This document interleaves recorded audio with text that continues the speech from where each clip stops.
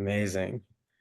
I'm really grateful and looking forward to the time together on Take Back the Web and with Anjan here, as well as Eva from the Graph. I'm going to do a quick introduction for our speakers and then ideally get into our fireside chats and flow. As mentioned in the chat, we also are streaming today on Unlonely, which is courtesy of some help from Grace, who also will be saying a few words on the work that they're doing to help take back the web. Anjan, primarily for your benefit, and we're excited to introduce you to Kernel. Just want you to get a sense of who's in the room. Kernel is a peer-to-peer educational environment that is kind of born and brought up in the crypto space. So you have a lot of builders, designers, engineers, artists, and founders from all over the internet who are exploring the future. The crypto lens over time has continued to shift further and further into the background as we expect it will in our technical environments at its best. And primarily, we are here kind of like focusing on words. The bedrock of the kernel syllabus is topics like trust, meaning, value, patterns, and the way that those words impact how we build technology and impact how we live our lives.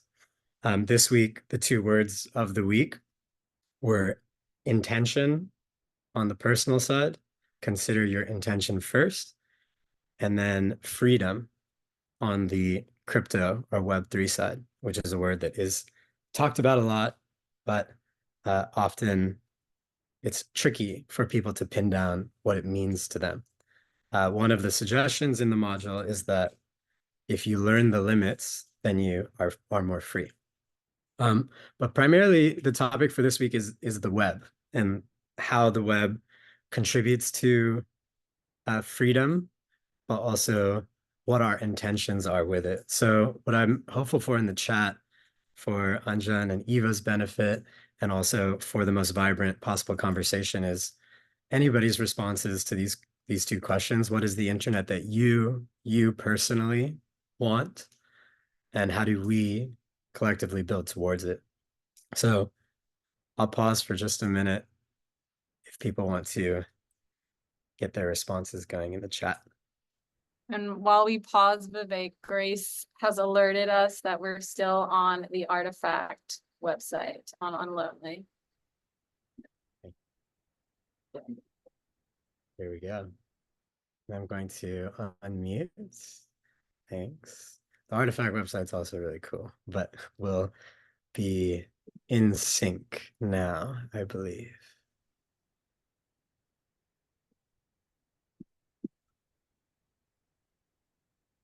Looking good, Grace?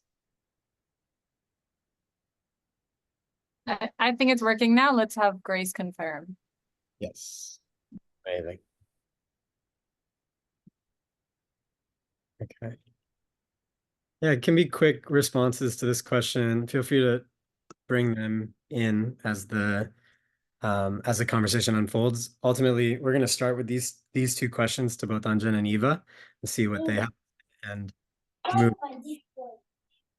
conversation. I'll add one more thought as a beginning. We put forth that there are three pillars in this journey to take back the web. And I'll be curious to get some informed perspectives on how the graph and the daylight computer are helping with these. But the three premises are that the pillars are augmenting our ability to think for ourselves, which goes back to a 1944 article by a man named Vannevar Bush called As We May Think. The second pillar is about reclaiming our time, and our reference for the week was a man named Douglas Rushkoff, who wrote a book called The Present Shock and talks a lot about different types of time, and specifically how time on the internet can be and perhaps was thought to be spent, what has lined up and what hasn't. And then the third, which is the more interrelational part, is extending our ability to cooperate. And our reference point for that this week was Juan Benet and his talk on the hopes and the dreams for Web3, which he gave a talk in 2017 in Berlin. And we can ask ourselves some questions about today in 2024. How much of that vision is realized, and how much more work do we have to build a more cooperative or collaborative internet? So those are kind of the premises or the talking points of the week. I want to pass it to Alia to help kind of like set the stage for Anjan, and then I'll do so for Eva, and then we'll pass it to Grace um, to get going with the contents for the week. Thank you, and welcome to Eva and Anjan. Thank you so much for being here. I'll give a brief introduction to Anjan. It was my idea to have him here. So it started this past summer in June when Vivek and I went to Edge Esmeralda in Northern California, a pop-up village by Edge City.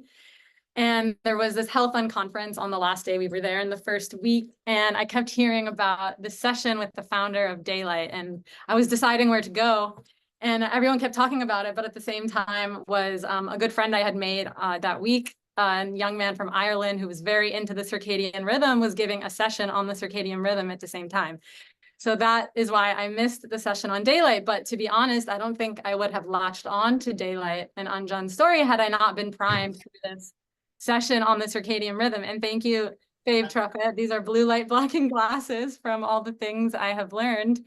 But anyway, I missed the session, but learned all this stuff about light and the rhythm in our bodies and the way technology kind of affects that. And so after Edge Esmeralda, I just started looking at the Twitter, at the website, looking into what Anjan is building.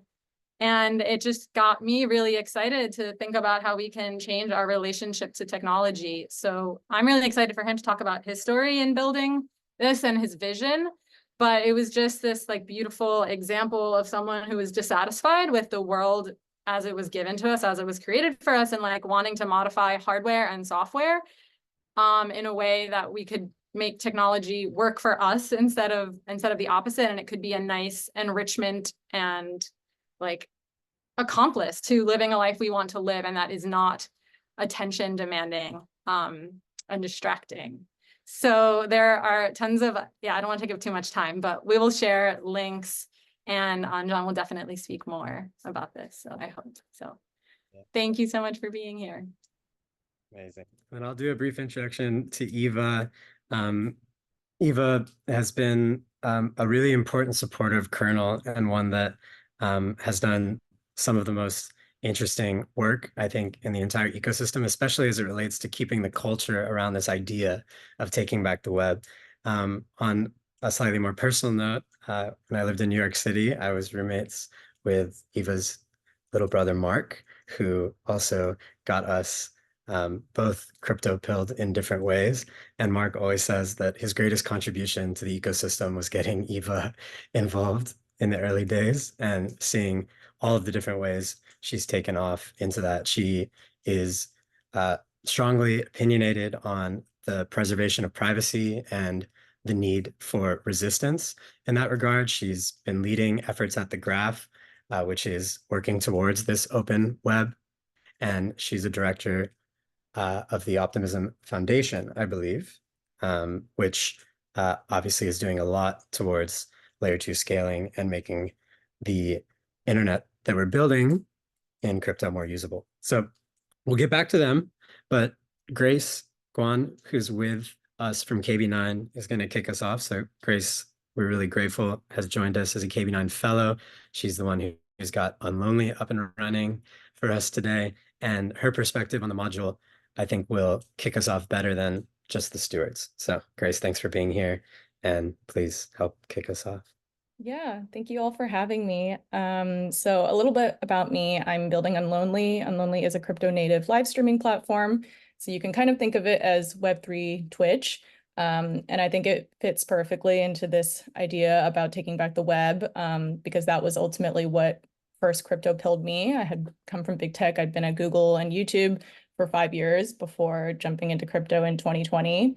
And the reason why I started getting disillusioned with big tech was because I saw how it was really like stacking the stakeholders that they cared about, the advertisers in the platform on one side, and then really pretty much disregarding creators and users for the benefit of the other two.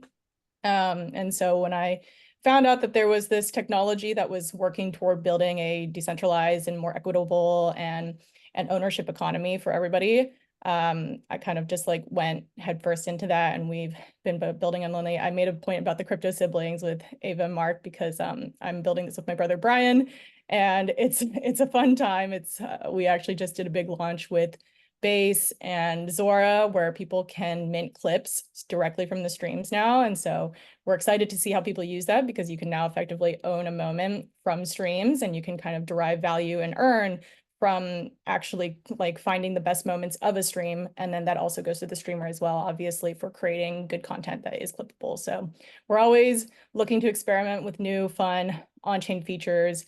We also have done a couple of viral dating shows in the past, which some people may have heard of if they've been on Twitter. And we basically blind match made crypto people, threw them on a Zoom date, and then let people speculate and have fun and be able to influence the direction of the dates. And I think I actually had a call with Mark about that at some point. He was like, respectfully, that does not fit with my personal brand. And I was like, I respect that. I get it. You have to be kind of unhinged to be able to want to participate in something like this. So we are super excited to get Kernel streaming on Unlonely more and more in the future, and excited to hear from Eva and Anjan. Thank you. Thank you. And yeah, without further ado, would love to have Eva, Anjan, your kind of responses, reflections, just to kind of kick off into dialogue. The nature of Fireside is that, we have some questions that you've already heard, but whatever comes up in Zoom chat will probably take us away. So welcome either of you, perhaps Eva kicking us off, given you've been here before, and then Anjan. Sure. Thank you so much for having me again. So I don't know how many people know about the graph, but maybe that's a good place to start in kind of how I'm thinking about the internet. So the graph is an open, decentralized layer for like accessing data, basically. You can think of it as indexing and querying at the technical level, where we've got a standard API called a subgraph, which you might have heard about. It's one of the standard ways that people build front-end applications. And really, when we started, the problem we were solving was everybody wanted to build in Ethereum, especially. It was very difficult to build on Ethereum because to be a dApp developer, you had to run an archive node to even access that chain data. So the graph really blossomed out of that idea of how do we make data and building on these decentralized networks more accessible and more sort of transitive for Web2 developers that know things like TypeScript, have standard APIs, standard frameworks, that kind of thing. So our thesis has always been open access to information and data. The subgraph itself is open source, so anybody can build subgraphs and anybody can deploy them, and then you can also fork each other's. So our thesis is really like the internet has, was intended to be open.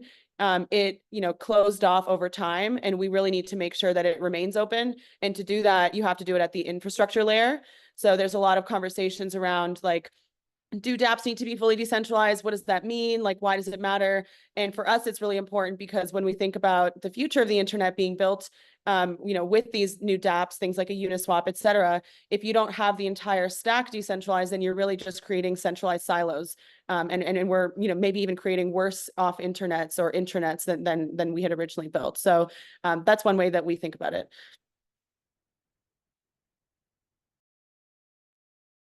Amazing. And Anjan, please. Sweet. Well, thanks for having me, guys. I so fell in love with like the early idealistic visions for what the internet and computing could be. If you go on YouTube, you can hear these rants by a guy named Ted Nelson talking about Project Xanadu. You talked about Vannevar Bush. It's the possibility of us linking together in a collective intelligence the best wisdoms that humanity has. And I think ultimately, whether it's meeting collaborators, whether it's getting closer to truth, I think this core of accumulating wisdom is what the web is supposed to be. If one human somewhere learns something, figures out something, how do all other humans benefit from that? And that vision always felt incoherent with the reality of how you actually physically, in reality, touch it. It felt like my computer had no alignment with betterment. It felt like my computer had no alignment with the idea that the part of the web, the part of the internet, the part of humanity that I wanted access to was that which would raise me up. It felt like my computer was set up such that it was to take me down to my lizard brain. It felt like it was set up in a way that was convenient for the corporation selling it versus my particular goals. And so what that meant for me is, what does it look like? What does it look like to re-examine a computer from the actual physical substrate, the actual operating system, and the actual relationship to the internet, the browser, and even more expanded than that, with the idea of it being a tool for betterment rather than a tool for consumption and doom scrolling and, you know, the actual physical health impacts of it. You're not going to be able to read the great works. You're not going to be able to sink in and go deep if you're constantly being assaulted by notifications, by things that are chocolate chip cookies there to just, you know, be dopamine slot machines. That's not really trying to make your life better. That's just stealing your time.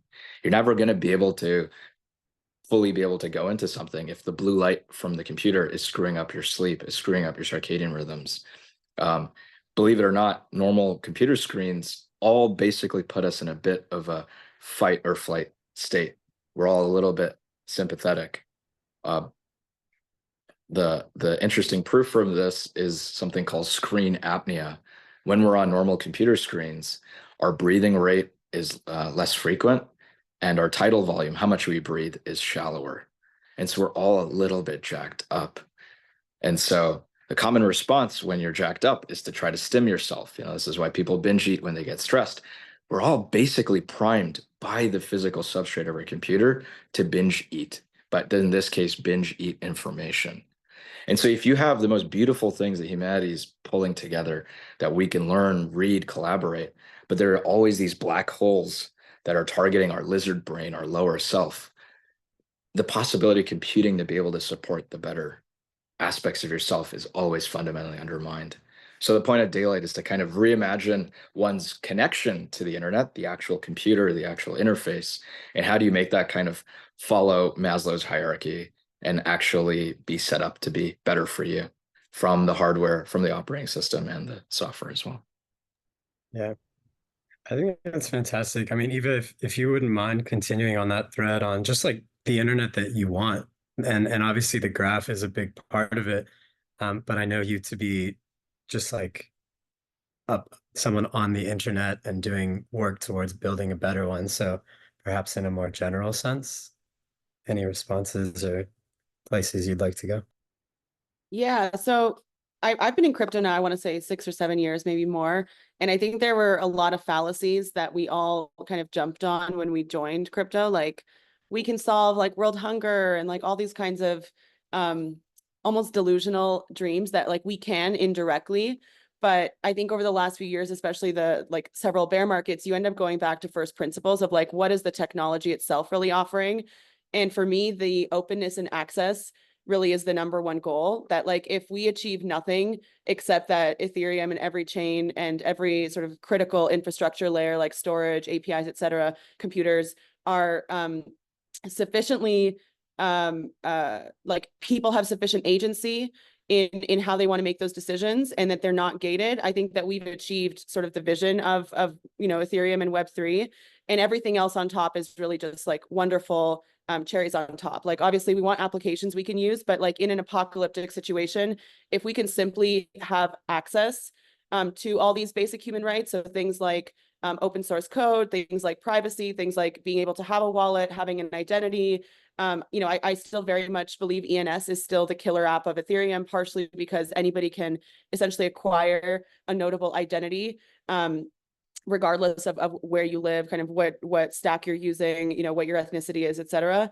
And I think that that is the basic foundation for me when I think about the open internet. And then everybody, working on protocols and applications is kind of building their piece of that stack.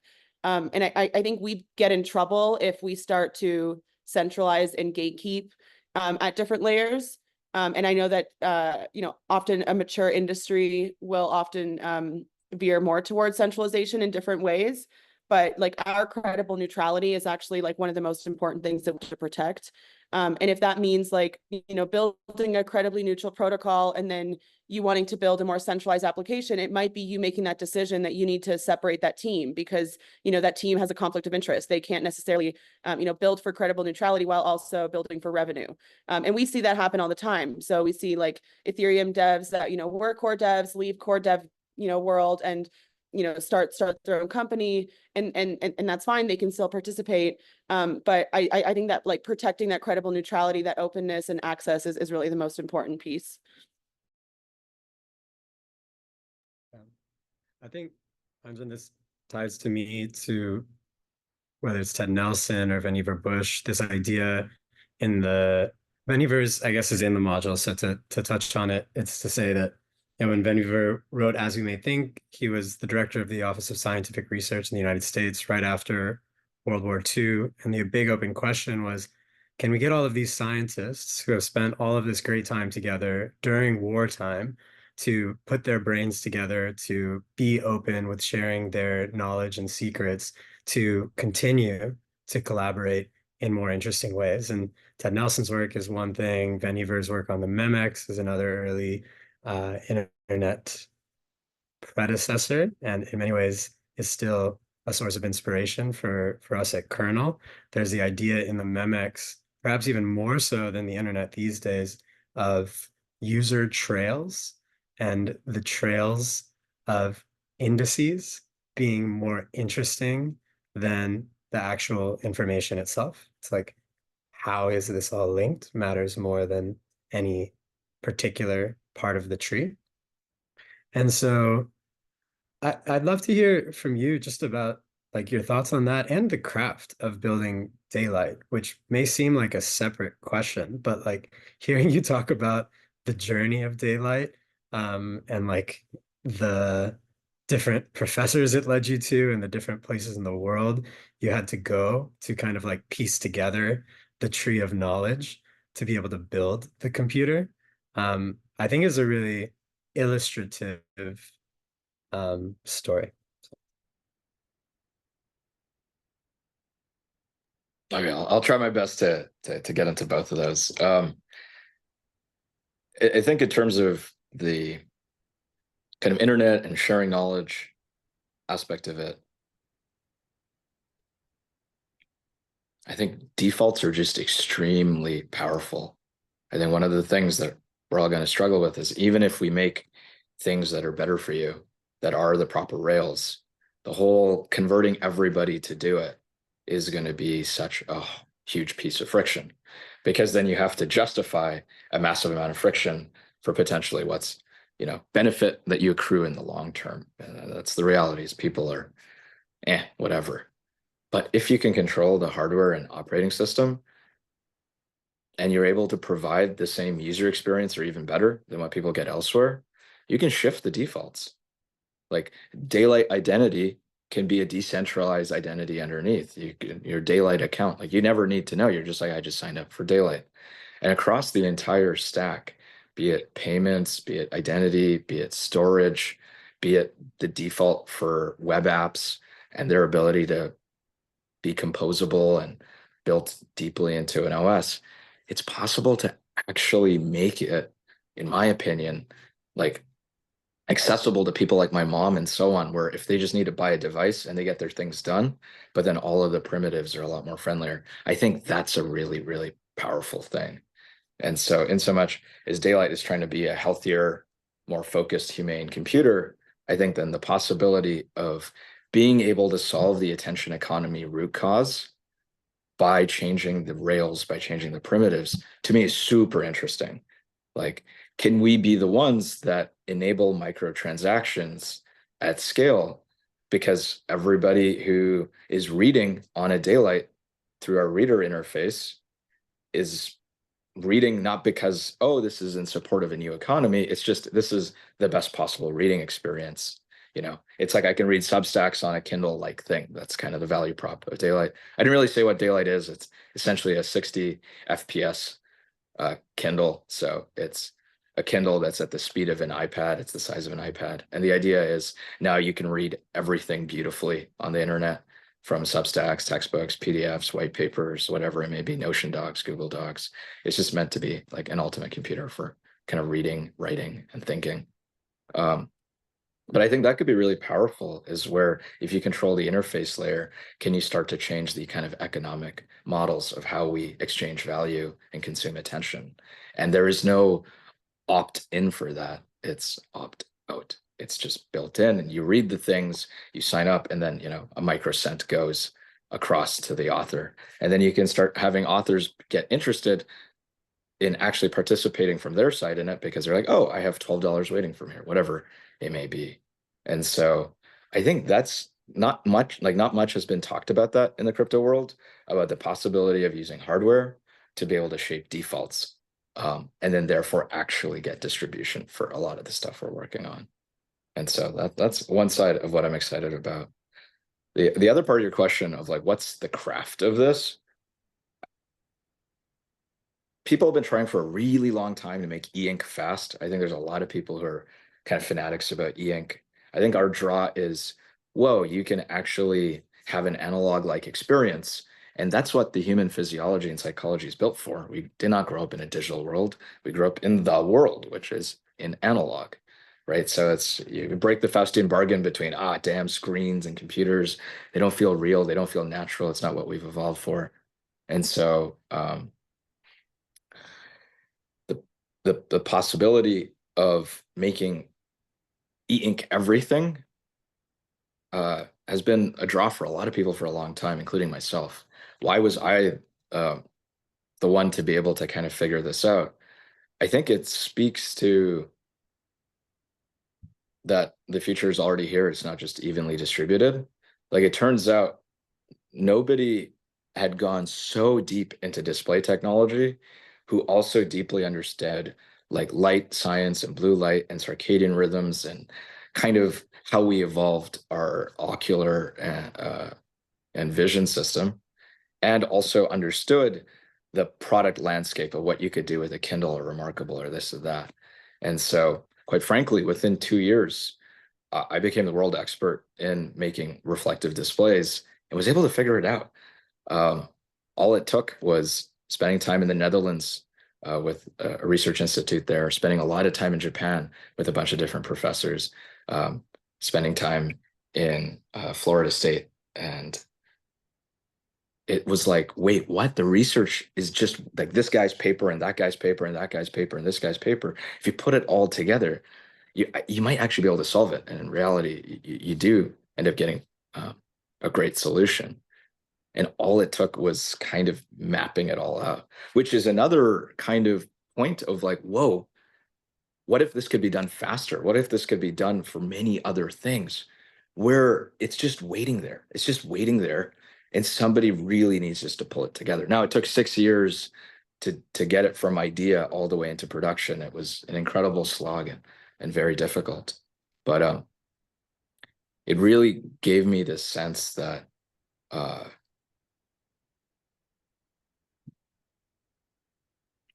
there's potentially a lot of innovation that's waiting there just from interpolation, from all the holes in between. We keep expanding, we keep growing, we keep going, but that kind of come back and refactor what is there.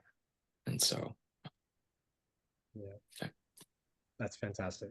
Thank you. Yeah, and it reminds me of like how I met Eva, which was at a research conference. What was it? It was called was it EdCon? No.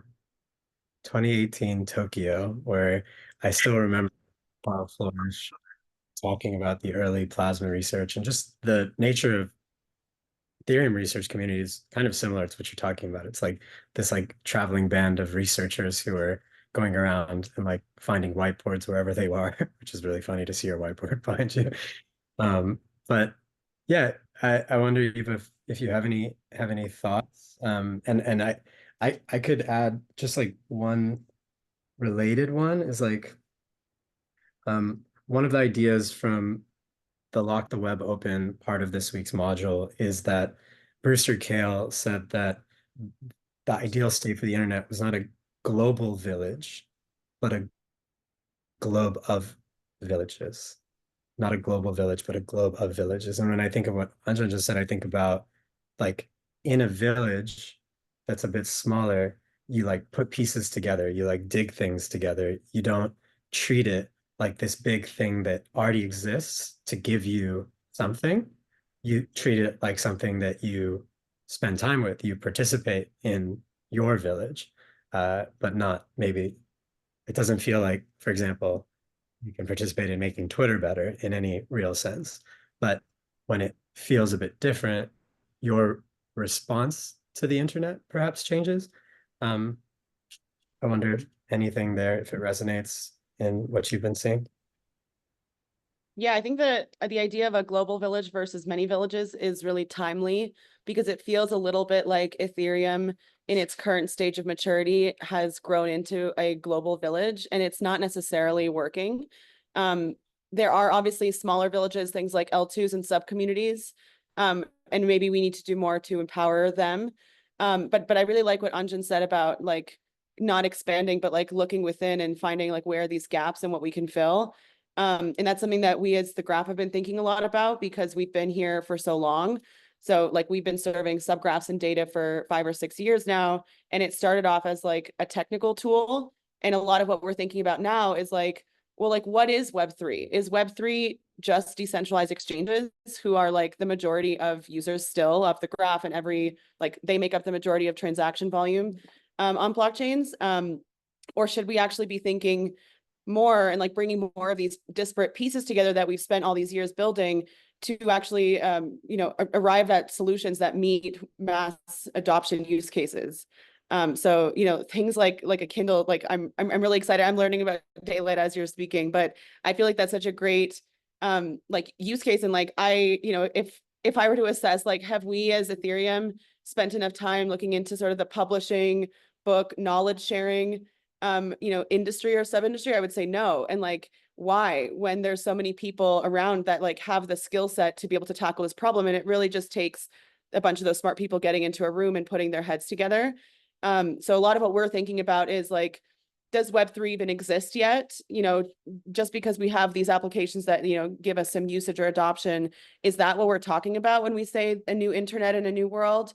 And also like what use cases or applications can be built when we start to think about information more than just like blockchain data. Like it's not only about raw transaction volume, but like creating meaning from information. So like, should we be bringing information about ourselves that's actually like off-chain info, meaning like it's not something derived from the chain, but maybe it's like our age or where we work?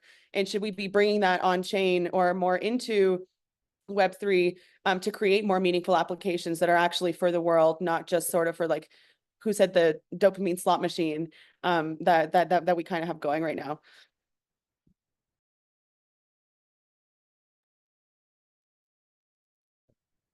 I think that's illustrative when you call it the dopamine slot machine, because ultimately, like, that is what daylight is working against.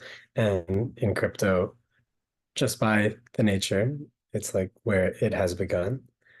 Um, the the the like line I'm trying to thread is that, obviously Anjan, lots of deep focus in Web3 from kernel's roots. And also we recognize that Web3 does not exist in a computing vacuum. We're in a specific time and place in technology, and Web3 is one of a few trends. You could say that there are some more major ones. But I wonder, like, if you could help place us in like the next 3 to 5 years of your vision of like the computing future. And I know you've already begun to do that, but I, of course, think the Web3 part is a part of the story. We know that AI is as well. This specific style of hardware and however you categorize what's going on with daylight, like where do you think we are in this broader trend of technology? I can maybe start with like a tiny vignette. I don't think I'm going to answer your question, but hopefully it starts to paint a picture. Like, I think one of the reasons I made daylight is I was like, dude, I just like want to be in my backyard. I want to be like outside and use a computer, like be in my happy place and then be able to learn, read, think, whatever it is. Like, why are we stuck inside all the time? I'm stuck inside right now. And I was like, okay, it'd be really cool if what we could do at daylight is also build the mesh Wi-Fi that allows you to have a great experience outside in your backyard. And I was like, holy crap. What if that's what it is? Is like you bought a mesh Wi-Fi, but it was actually a Trojan horse for a mini server. Like there's been so many people trying to get you to be sovereign by buying your own server and being able to do things. For a lot of folks, it's like, what's the value prop of it? Unless you're ideological or you're nerdy, there's not a real clear value prop. I was like, well, maybe this is the way in. Like the value prop is you get to use your computer outside in your backyard, and you happen to have a side effect of then being able to have your own home server. And we're getting closer with things like Start9 and stuff like that, where having a home server isn't this big thing. It isn't something you have to constantly maintain or be a nerd or go into command line interfaces. It's getting closer to where it's like something that can be a little more durable and a pretty good user experience.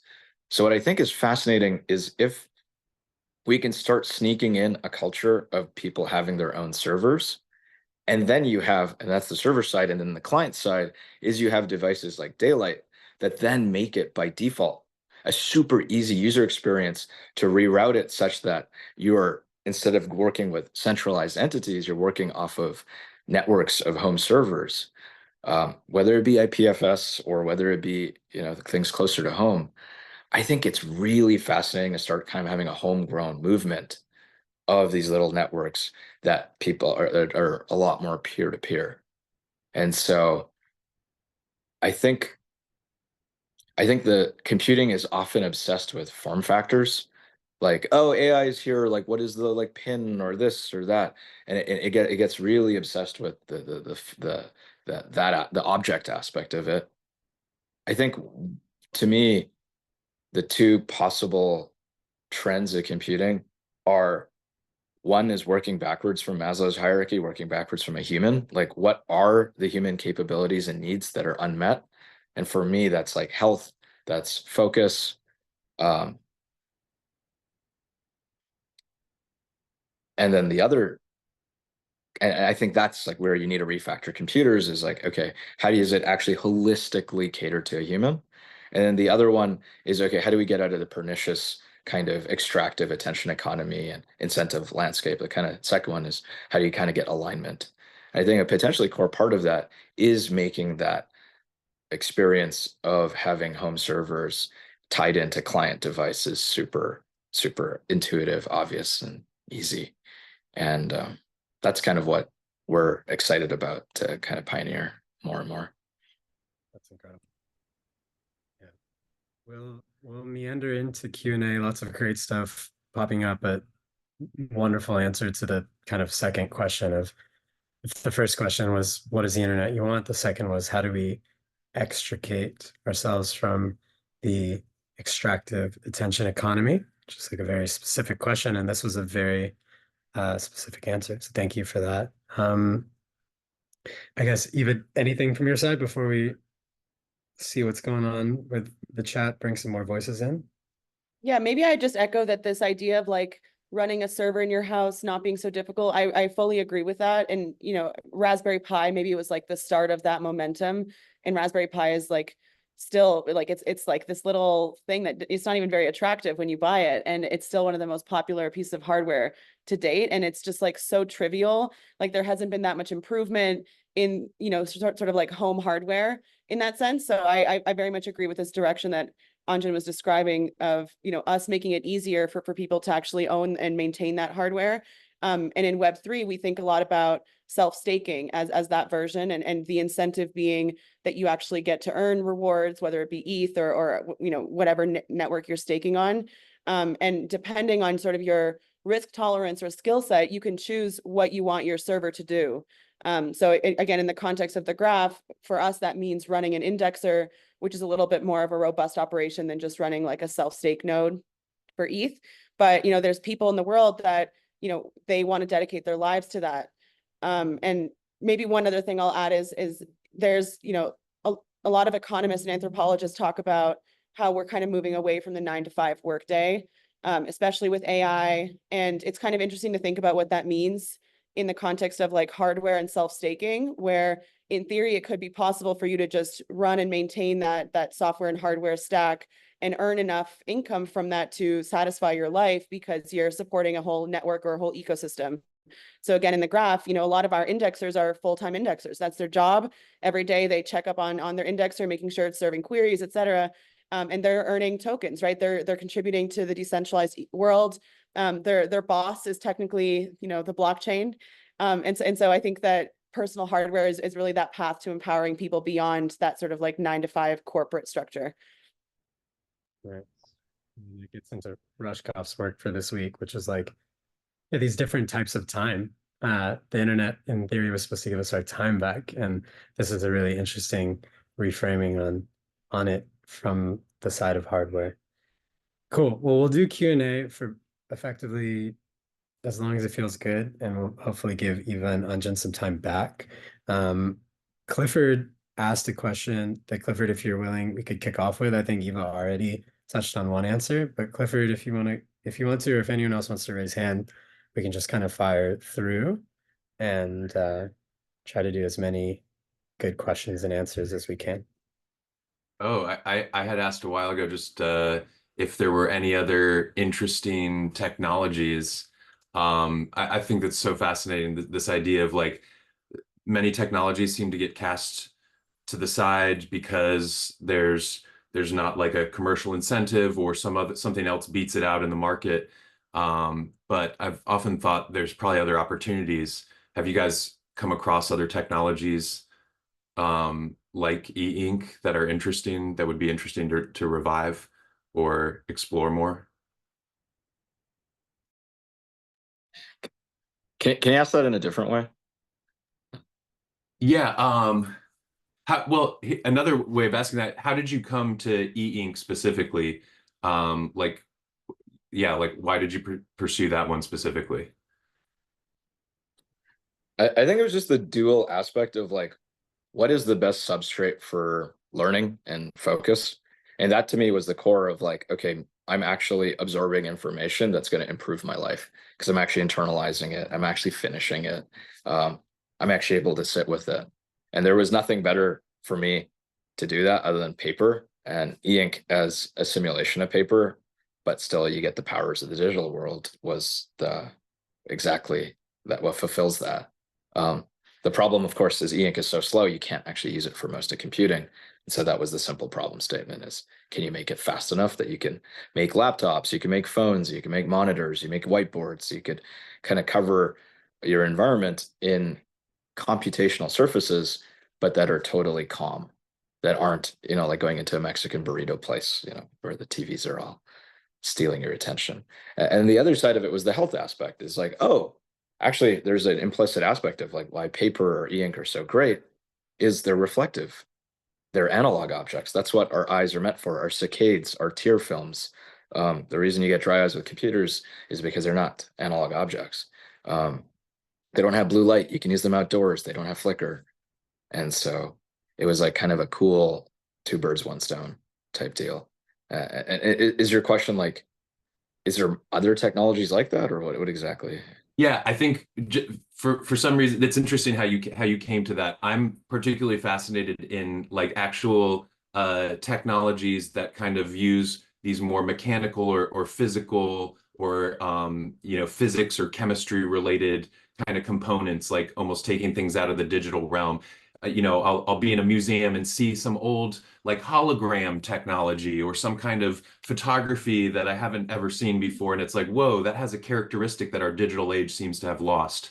And I wonder if there's potential in these kinds of technologies to kind of revive them and create more tactile or more immersive experiences. Yeah, it's very interesting. Well, there's a beautiful principle there too, which is I feel like so much of Web3 or so on, you could argue, is decoupling front end and back end and not jamming somebody an interface because it's what's simplest from working from the back end or forcing a back end to fit a front end. What if you could truly optimize each to be ideal. I feel we're doing the same thing here, which is often the back end is digital and we're jamming that into somebody's face. The front end is analog. We're squishy, human beings. And how do you decouple the two, where you can serve the front end without that then defining the back end, but then also have the full power of a digital back end, but then transform it into an analog front end.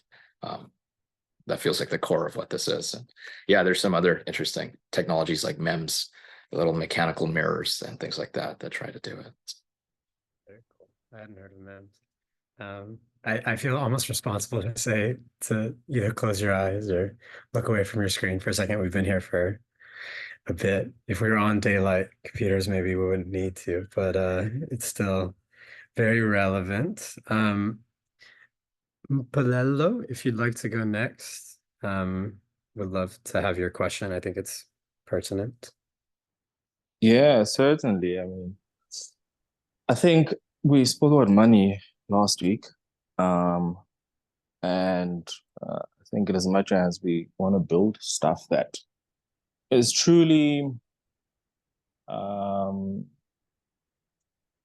is truly great for humanity and our brains and just human nature in of itself, I'm thinking now, what can we do that does not require eyeballs and constant attention on our cell phones and computers within Web3? Is there a way to still make money? Friend of mine, Ash, who's on here, just asked me, what is money?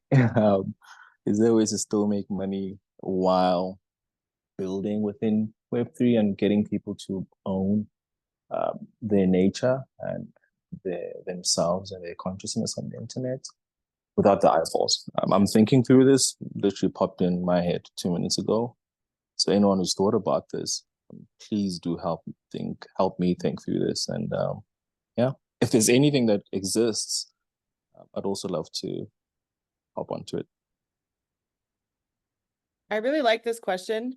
And I saw you post it, so I had a minute to just think about it, what it meant for myself, but I don't know if this is the answer you want to hear, but I actually think that Web3 makes the attention economy more efficient in a way. And it kind of removes the necessity of like your visual validation or like visual stimuli to be that attention distribution channel per se. And like examples include, like we were just talking about self-staking, and like there is a certain amount or like a certain threshold of attention that is required for a user to even be interested in serving that network, right? And then for them to be a staker, they have to pay attention, maybe to certain EIPs, maybe just general community sense. But the way that attention is conveyed is very different. They don't need they don't have to be on their computer all day. But for a self-staking, attention means you do have to have an internet connection at all times, because you need you don't want to get slashed, basically. You want your node to remain up. There's other examples like curation. So you guys probably know of like token curated registries, very early primitive that was introduced in Web3. The idea being, can you curate information or accuracy of elements by curating people around using their tokens as stake to basically signal their support.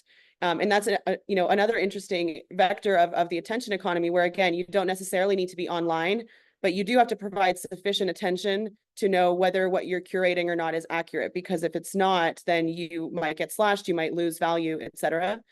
So I think that we're like transforming the way we think about the attention economy because of sort of all the different ways that you can incentivize and engage in blockchains.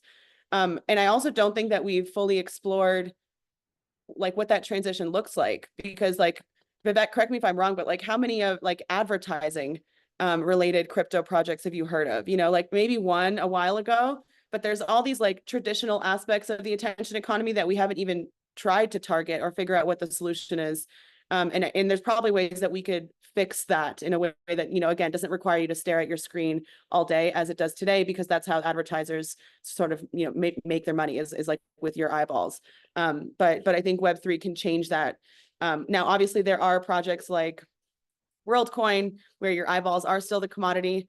But I think that blockchains basically enable different ways for you to interact that doesn't require your eyeballs. I love the focus on the eyeballs from everyone in this conversation. Because mine hurt sometimes, and I'm like, can we stop? I don't want them to hurt anymore. Can I just chime in really quickly, just on that point of actual eyeballs? I mean, we're all sighted people on this call, I think. Do either of you have any opinions or experience with non-sighted people or low vision people around accessing this technology? I'm sure I know there are certain softwares and hardware solutions, but how do we also like include this element of other abled people to participate? That's a great question. I haven't seen that, but I would expect that the first place we should start is making wallets more accessible.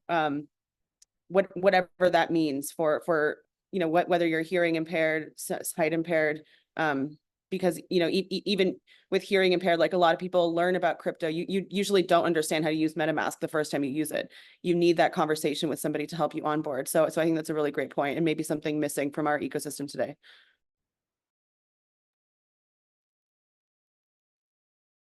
On the note of paying attention, I think it comes up in the freedom module. There's one definition of freedom, which is very much not the definition, but it's just an offer. Really, anything in kernels like syllabus is more a question than an answer. But one suggestion for freedom is that it's the combination of awareness and acceptance is one definition for freedom. It uses a Buddhist idea to inform that thought, which is to say, one element of freedom is to be conscious of your constraints and perhaps to like accept constraints. And that's only true within a certain context. It's not 100% of what freedom means. And we've tried to explore that for the diversity of humanity, to maybe what Elizabeth was just bringing in. But it does suggest, like, one of our constraints is we have to pay attention to something. And it's not that extracting ourselves from the attention economy is going to lessen our requirement to pay attention. In fact, it's maybe suggesting we'll have to do even more to pay attention. But it is balanced because, like, to Anjan, I've heard you talk about how, for some time when you were maybe backpacking or I don't know where, how you'd kind of beat yourself up for like not being focused or like not being able to maintain the strict rigidity of the research that you might have wanted to do because our machines were working against us. But I guess this is just a reflection on like the fact that we do have to pay our attention somewhere, and just thinking about that. If I could add a little point onto that, I think one of the most fascinating studies I've ever heard in psychology are all about kind of fundamental attribution error, or as they call it, the person in the situation. The example was Good Samaritans were invited to Yale to give a talk. And I mean, that's the expression, being a good Samaritan, somebody who gives back, is charitable, helps others, takes care of them. And they were purposefully given the wrong address on campus. And then the real place they had to go was on the other side of campus. And so therefore they were rushing and running across the campus to try to get there on time. Holy crap, we're going to be late. And along the way, they had situated different kind of homeless people on campus to then ask to beg to the Good Samaritans, "Sir, do you have a dime to spare?" And what was fascinating is some of the Good Samaritans, they were given the wrong place, but then they were told the time they have to speak, is 30 minutes later. They had plenty of time to do it. And the other ones, they had to speak that moment. How much they gave was not dependent on them being a Good Samaritan. It was completely dependent on whether they were in a rush. their behavior almost entirely depended on that specific circumstance. And the big aha from that is we so often talk about like, well, am I somebody who has the ability to focus? Am I somebody who gets distracted? Do I even like, how much do I have to do? And the big takeaway from this is actually, if we're able to design the environment where our intentions are then aligned with the paths of least resistance of the environment, we can be that better version of ourselves. I mean, the canonical example of this is if you have no Wi-Fi in an airplane and all you have is that book that you've been procrastinating on, you tend to start reading that book. It's not like that book is more interesting than, you know, the YouTube cascade. It's just you don't have YouTube cascade, and rather than pick your nose, suddenly this is now the most salient thing. And that's the core thing is our mind. It's called behavioral investment theory. It decides what is interesting in comparison to everything else. It doesn't do it off absolute values. It does it off relative. And therefore, if we can redesign these environments and what is then available, these, you know, kind of information environments and what's accessible, suddenly then when we're bored, rather than doom scrolling, it will actually be reading things that are more useful for us. It'll be a little more listening to music or podcast, whatever it is that is for betterment. And I think that's so empowering that we don't need to change. We don't need to like beat ourselves up or have more willpower. We can actually just change our environments. And without a tremendous amount of effort, we're able to be a little bit better or a lot better. I think that is so, so powerful. And wow, that was really beautifully said in the chat, like habitat over habit. Habitat informs our habits. That's what I'm saying. Yeah. Anna, I think you had something, Justin, as well. Yeah, just a quick point. When you were kind of describing the process of building daylight, you said all it took, and then described this really beautiful process of like collaboration and bringing different ideas together, and sort of that being the method or the pathway to innovation. And I'm just wondering, like, that's sort of something that I think about a lot in terms of how we harness that framework towards innovation, rather being something, you know, we talk about innovation as being one person creating something totally new, but actually most innovation comes from the ideas of, and sort of what you were talking about earlier, Vivek, around like the links being almost more important than the ideas themselves. And so I was just wondering if there's sort of frameworks that you have used or come across, or ways that people are kind of putting that method into practice, but also like creating, yeah, a framework for others to use. Oh, that's interesting.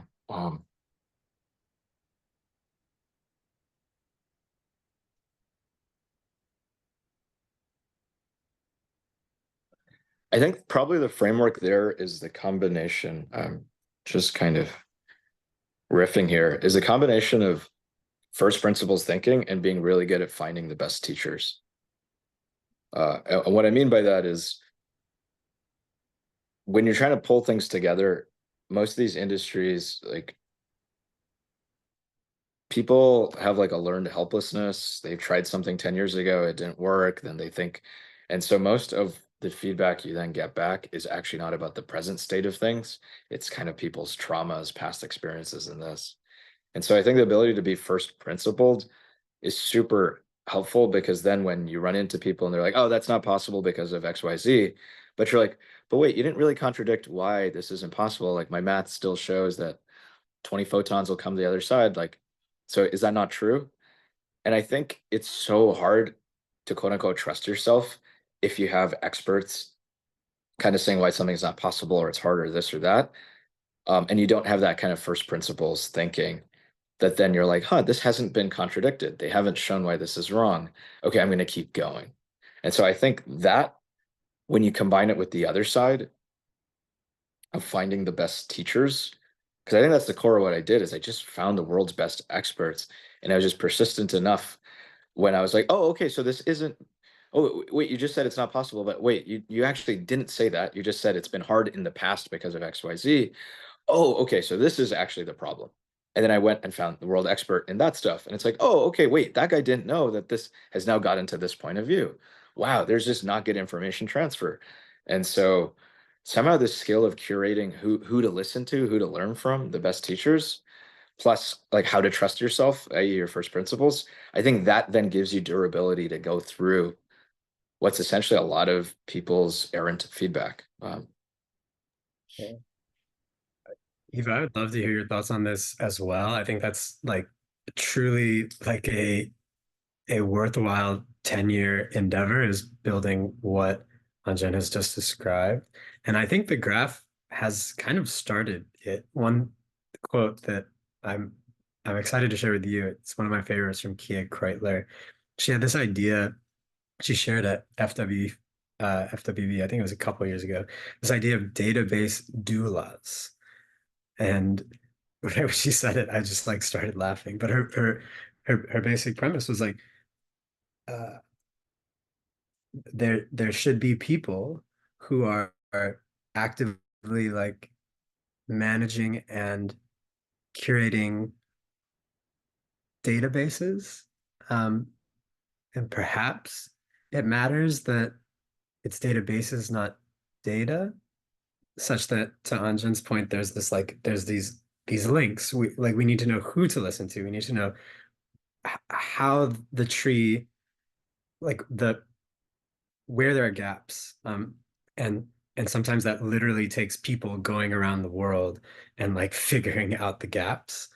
But if we do that and then we share that, then it's like it reminds me also of like the Ethereum research community. I remember when Joseph Poon at Plasma, it was one of the first things like that stuck with me was like he was like, I just went to all of the forums and tried to find the cutting edge research. And that's how I got involved with plasma research. Like I didn't go to like I was not in academia in that regard. I was just like trying to find the people who like were on the cutting edge and spend time with them. And that's where plasma came from.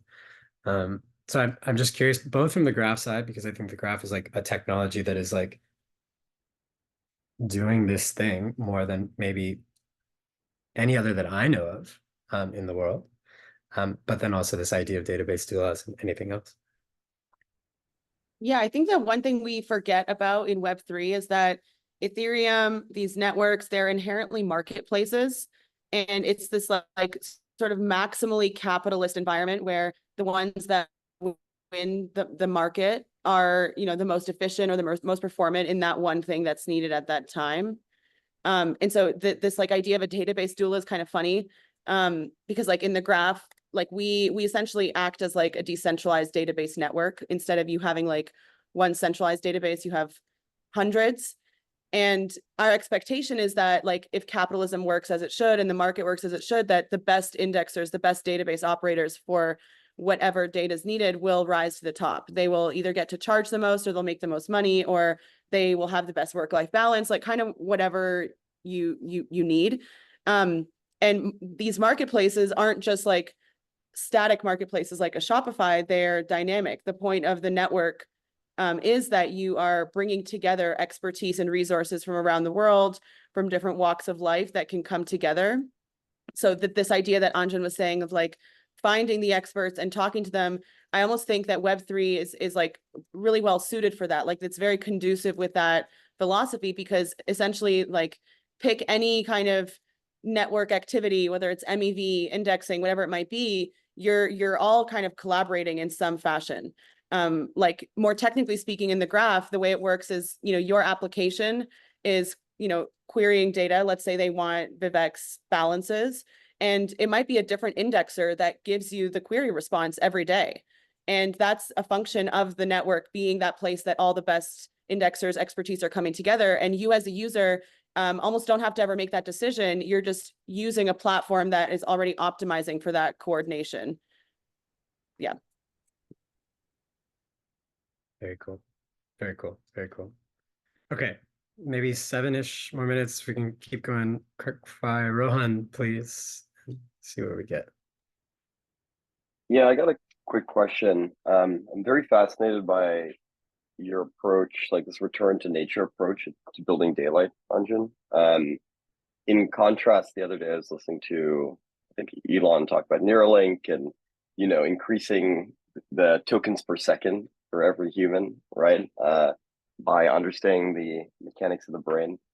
Also, something there about like giving people vision again by understanding sort of how the eye works, to build, the superhuman. I'm curious about your thoughts on, I guess, like augmentation through technology, and maybe more specifically, how your approach to building daylight has influenced your thoughts on like VR and spatial computing, that sort of thing.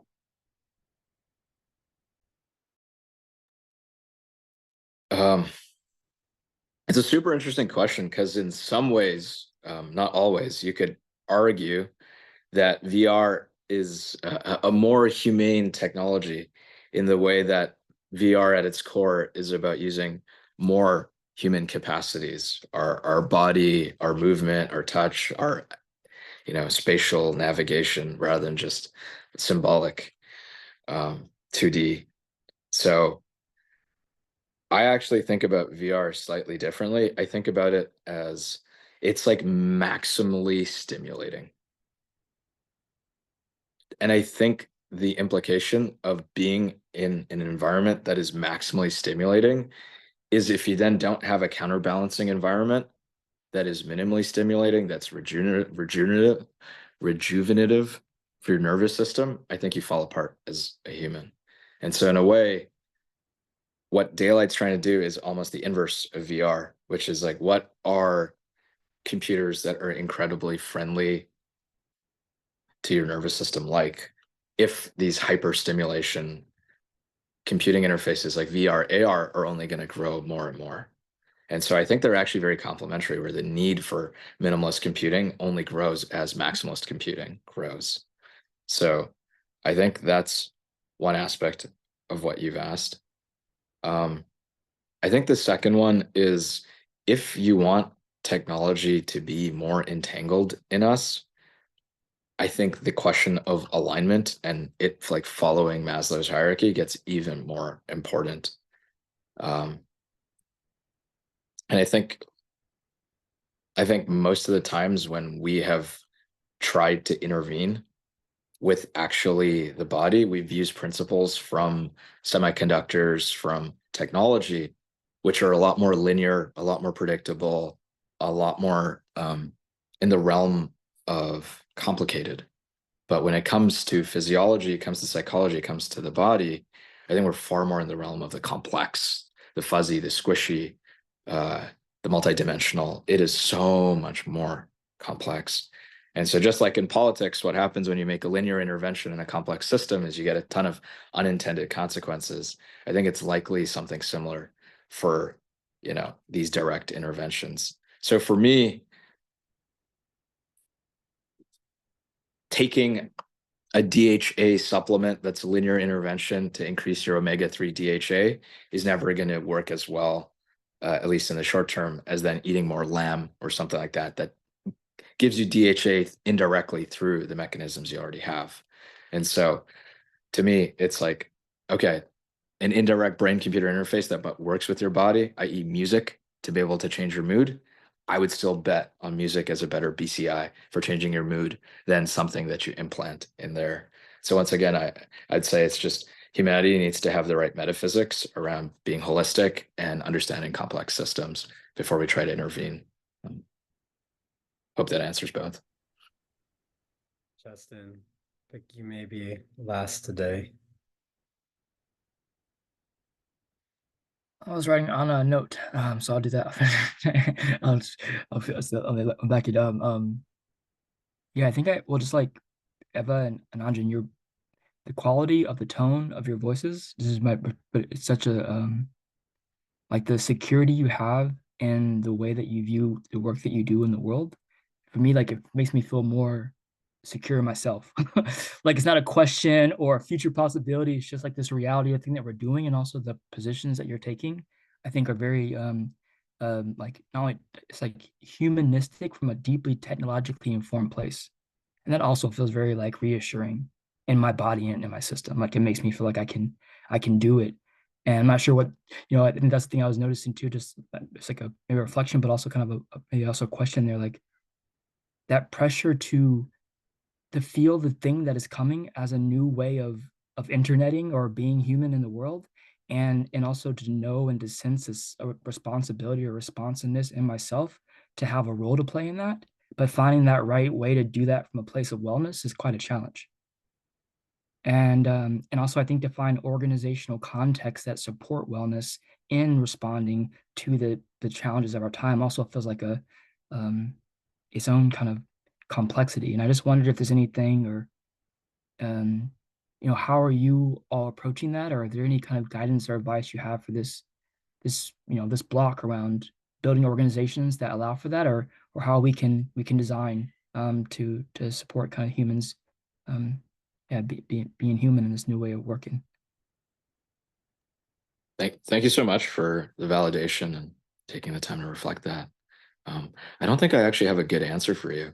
I think it's so hard to have impact in the world and yet be not of the world, because you're trying to shift it to something different, with a different set of values and practices and this and that. It's been surprisingly inhumane to make this humane technology. Like the amount of screen time that I'm forced to, the sleep schedule I have, the hours I'm forced to work to get this off the ground. It's a strong hypocrisy actually at the core of it. Hopefully that changes as things grow and get more stable. So I don't really think I have a silver bullet answer. Most of what I feel will be the big shift here is there's a great book called Why Greatness Cannot Be Planned. And it's basically a machine learning researcher who's doing philosophy based on his machine learning experiments that shows when you try to do something based on an objective, you're trying to evolve a little digital being to learn how to walk. And you say, hey, walk, I want you to optimize for walking as far as possible. Yeah, walk 100 meters. Versus you take a little digital being and you say, hey, optimize for interestingness, and then play around with the distances you can go. And just try new things. The one that tries new things or optimizes for interestingness is actually able to go much further than the one that is just trying to go as far as possible. Why? Because every single time it tries to do something, it says, oh, that didn't go that far. Okay, not do this. And it's putting so much, it never allows itself to kind of, worse is better. It never allows itself to try something that seems worse because it's not going as far, but actually unlocks, falling forward, which is a key part of walking. And so the big thesis of his book, and he goes through all these experiments, is when we all go from reverse engineering goals to more just like trusting what is exciting or interesting, that's when truly society can reorganize in a way that's more bountiful and beautiful. And so I don't know, it feels like a big part of my personal journey, and maybe for a lot of us, is how do we go from I want to be there, how do I get there, to okay, wherever I'm supposed to be, like this body and soul and whatever it may be, I will just pursue what's exciting and interesting, and hopefully it turns out to be okay. And it looks like nature doesn't just then put you on a couch and have you playing video games and eat Doritos all day. It actually then still has you doing productive, interesting, fascinating things. So trust, I don't know. That was a really beautiful answer, so I won't take up too much. What comes to mind for me is like, there's this like little feeling that you get once you're like coming back from a vacation or like a really good sleep. And like, you always underestimate the value of that. Like when you're like in the depths of working, you're like, wait, I have to keep working. Like I can't sleep. And like, we have to ship this thing. And you always underestimate the value that creating space actually provides, whether it's like turning your phone off, like literally going on vacation, like smoking some weed, whatever it might be. And it's like this irony of like, wait, how can I take up more time doing the thing I'm not supposed to be doing? How is that going to help me do the thing I'm supposed to be doing?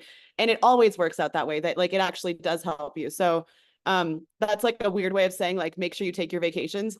But also like in crypto, where we're 24/7, the work day is really up to you and what kind of role you want to have. Everybody's remote, meaning you're working across time zones. You're kind of forced to have more agency in that decision. Like there isn't anybody that's like forcing you to log off. And in fact, it's very difficult to log off depending on your role, because again, crypto is 24/7. And so I would just encourage to like lean into that irony, because every time that I've been like, no, I can't take a break, the break actually ends up being the best thing I could have done in that moment. I love that. The last related reflection from the module is the idea that freedom is right now or not at all. And like it's either felt or it isn't. And yeah, I think for me, this time has been really rejuvenating. I hope it's been for others, and for Anjan and Eva taking time out of their busy schedules to spend this much time with us is a true blessing. So thank y'all for the time. Please go well on your journeys. Know that everyone here is not only rooting for you, but hoping to participate with you in building the thing and doing the best we can. So take care, and we'll see y'all soon. Thank you so Thanks. much. Thanks for hosting us and being so generous with your time as well. Thank you. Thank you. All right, so a few more minutes. If anyone wants to share any reflections or thoughts before we get to 30. Does anyone have anything else?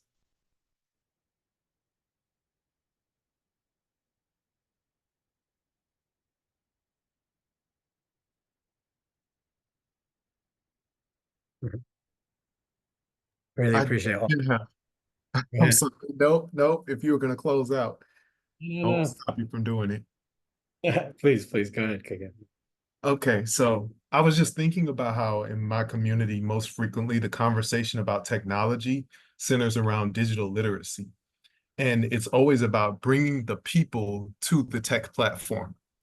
And just even when we're talking about Web3, it's like, okay, bridging what exists in crypto today to where people are at technologically, like within my community, is a huge gap, because I'm dealing with people on a daily basis that may not have a computer in their home. They may be on a mobile only basis, or their access to the internet may be entirely through the public library, et cetera, et cetera. The thing that I was thinking about was how much of people's lack of access and interest in computing is the result of economic factors and sociological factors. Let me say socioeconomic factors, versus how much of it is really about the actual interface, the interfaces themselves having a certain, I'm gonna say, cultural bias in the way that they present the world. And that was what, when he started talking about the light and the experience, I was thinking about how counterintuitive computers have always been to me. Like even as a child, I was like frustrated using a keyboard. I'm like, this is slow and I have to peck and hunt. And then like trying to yell at the computer or like knock on it, and like different things that were intuitive to me on how an object that's supposed to have intelligence would interact. That, you know, I'm told this is like a super thing. So anyways, what I'm thinking about is in the rethinking this conversation about digital literacy as these interfaces needing to be redesigned so that people of diverse cultural backgrounds, diverse abilities can interact in intuitive ways with computing. And I think like the best examples of this that I've seen have been in sci-fi, where it's like the hologram appears before someone's face, they can grab a piece of it and throw it behind them, and it makes it go in the trash bin, and they swipe it across. And I would just encourage like all the builders on here, as if anybody wants to continue this conversation, because I have a lot more thoughts and very little time, but to think about how we can redesign at a base level. Like, how does someone get on chain, or how does someone get on an app? Is it through a mobile device? Is it through a web browser? Because already that constrains us to those who have the wherewithal, technological capability, economic access to those types of media, and also the cultural familiarity and trust that those things aren't some sort of scam. I've had a lot of elders call me and be like, I'm not closing anything. Something popped up on my screen and I had to travel to their house and physically just like close windows and stuff like that on their device. So stuff like the Bop It or We have this like universal appeal, but with computing I don't feel like we've gotten to that place yet with the power of a computer matching the accessibility of the interface. Long words, but that's what I wanted to share. Very clearly stated and shared. Thank you. Yeah, I think it's, yeah, a fantastic reflection. Thank you. I hope that we continue those threads for many weeks and in physical places, is my sense personally. Yes, sir. Nice. Well, appreciate everyone staying. I know these calls can be long and there can be a lot in them. I hope that you get some time to walk around. I feel like maybe giving people 5 minutes back and asking that you move around a little bit before you get into your next thing, if you can spare the time. It means a lot always to be with the Fireside crew. And yeah, we'll see you soon. Expo is coming up. Last plug. I forgot to mention it earlier. And Kagemni, that effort and any effort, Clifford, what you shared, I mean, there was at least 5 or 6 efforts that we would love to see. Anna, yours as well. I mean, like, if we can even poke at some of those questions together for a few more weeks and see where we get, that's something we're really hopeful for in a kernel block. So take care. I might play a song for anyone who wants to stick around.